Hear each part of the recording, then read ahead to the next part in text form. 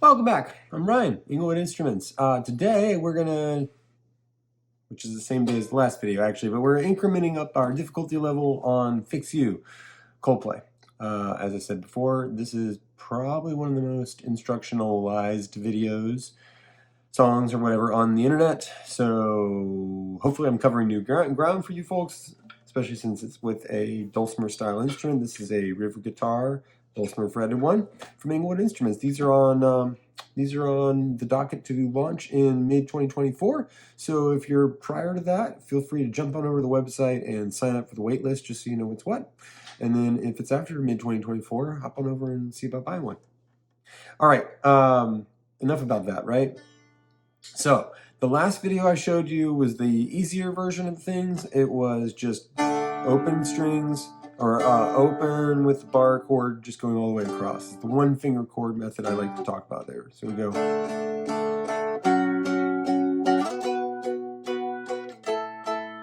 So that's the verse progression if you're only doing one finger. Now, there's a lot of ways we could skin this song, and we're gonna just take a swing at different ones. Now, this is really important. I want you to jump over to the site and get at least the free cheat sheet, the chord cheat sheet that I have over there.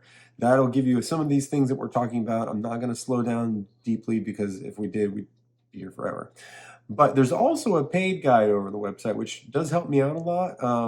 It's something I spent a lot of time on, coming up with as many chords as I could for kind of getting you to the next level, and that's what this is. So I'm going to use a lot of those chord shapes now, like that one.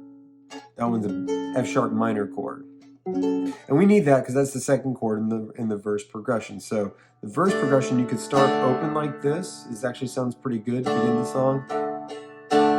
Second chord is F sharp minor, and this is the only way to really get the minor quality to it at this low register, as opposed to playing way up here. So you could play it like this, one finger version, or you can play it like that to get that minor quality on that top note.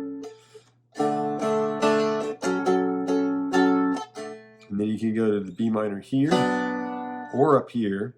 And then you have to go to the to the 5 chord, the A. You could either do it here, if you're up here, go back one, or you could do it from here to that version. Can't see very easily. My pinky's down here, my ring's up here, my index is back on the 2nd fret. So putting that all together, it would be, I'm going to go down,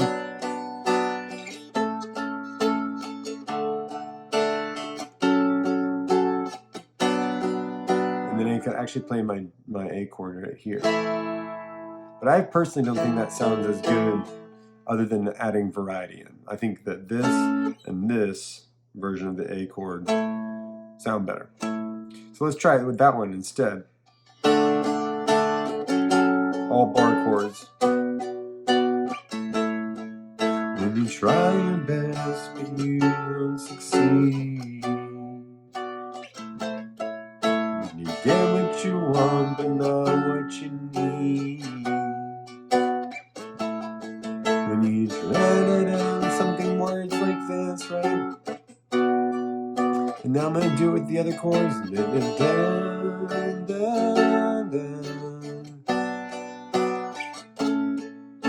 And so that takes us to a perfect pause point. We're going to go to the chorus now, which is just 2 chords. Mostly, I'll get to that in a second. In the last version I showed you is just 2 chords, G and A, the 4 and the 5 chord. Lights will guide you home. So similarly, 2 chords, we could either do it this way and then go up to the A here with same shape, so we get an economy of motion there. Lights will guide you home. So you could do that way. You could do here without the pinky. So you get, now that's a complete G chord. And then instead of doing anything, you just move it up 1. And you get this little rub between the notes.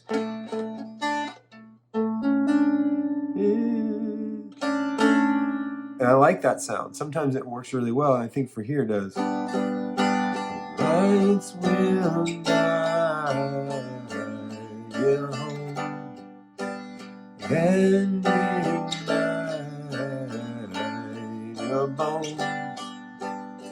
Now we'll try to fix you.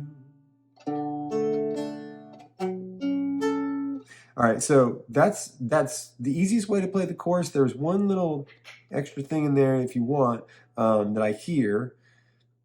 It's debatable if you want to do it, but in the beginning of that the chorus, it goes lights will guide. There's a 3 minor, an F sharp minor chord that goes lights will guide you home and ignite. It's so fast. It's a kind of a passing chord.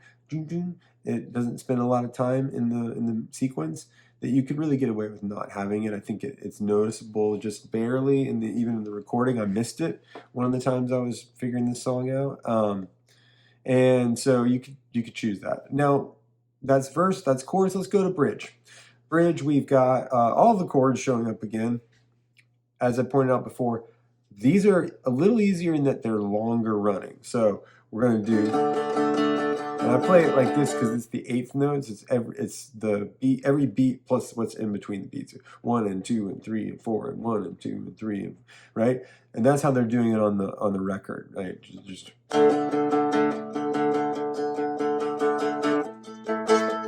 that kind of thing. So this is going to be your open chord, your D, if you want it to be there, your G, D, A. That's the first 4 chords on it. So it would be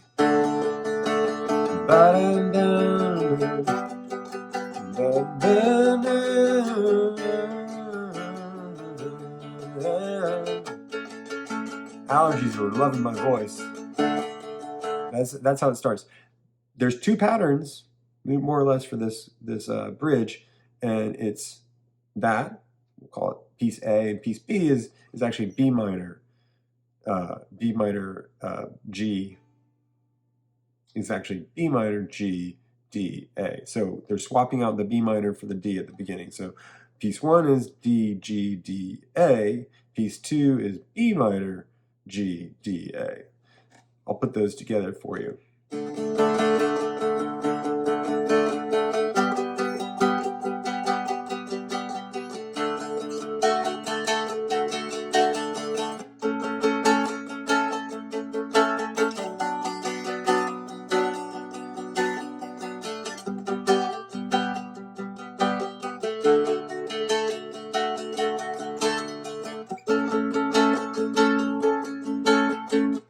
Threw in a little extra because you can on these instruments. It's just simple to kind of add a little something, and it usually works out pretty well. I hadn't tried that before, so I'll just do it again real quick. Sitting down, back down to the D, then to the A, then to the B minor.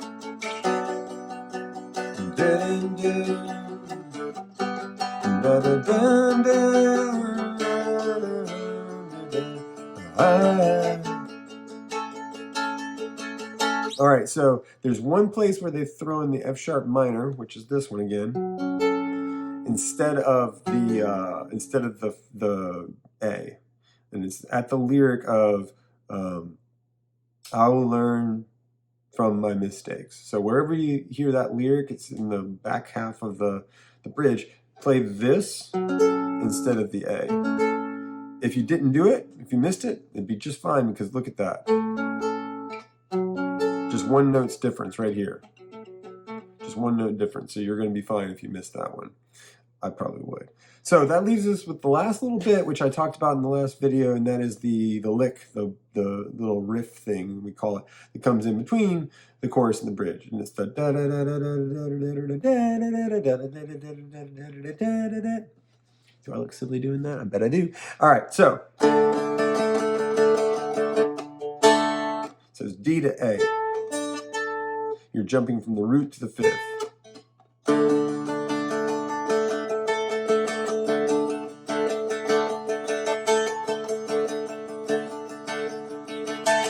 And then you're actually going to need to go here in the middle string. This is the way I want to do it. Middle string, 3rd fret, and then back down to the 2nd fret and kind of rock between those. Something like that. So you could choose to do the open string at the top, or you could choose to do holding the D there and then running it all the way up to the A. It's the octave A string, octave A right there. So you can go.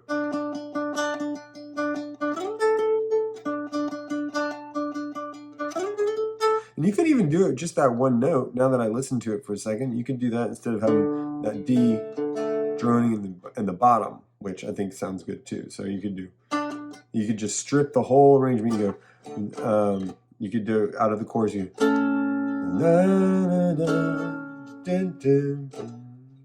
and then they kind of like do this and go.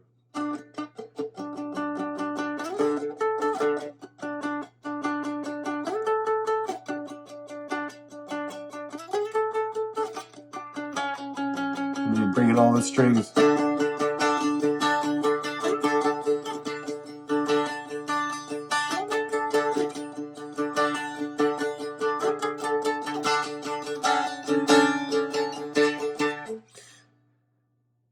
A thing I would recommend to you as you do that last little bit here is the wiggle, vibrato we call it, wiggle, bend, depending on how extreme you want to be.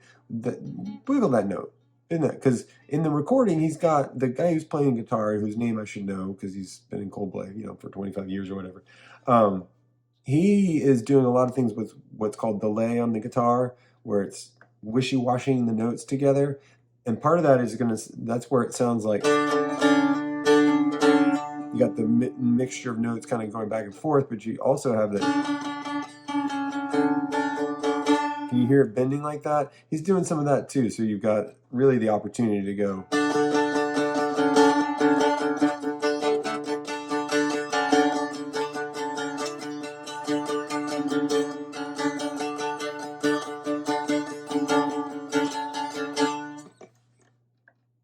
Making sense? I throw a lot at you in this particular video. I'm hoping that you're going to go get that chord guide, slow it back down, because in YouTube, by the way, you can slow down the video, but you can also, speed up, jump around, and then also find those places where you just want to practice and rewind, okay?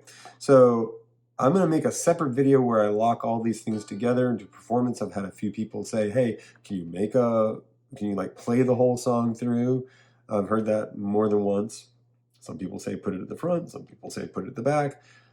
I'm inclined to say put it in its own video so that you can choose whether or not you want to watch it and, if you want to apply it to the different songs, because I have to glue together multiple ways of doing things at that point, right?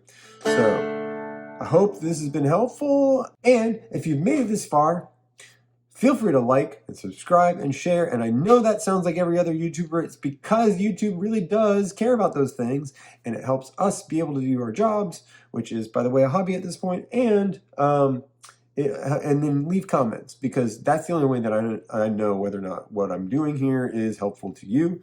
And sometimes I get really helpful information that is maybe, not what I expected, right? So then I can improve.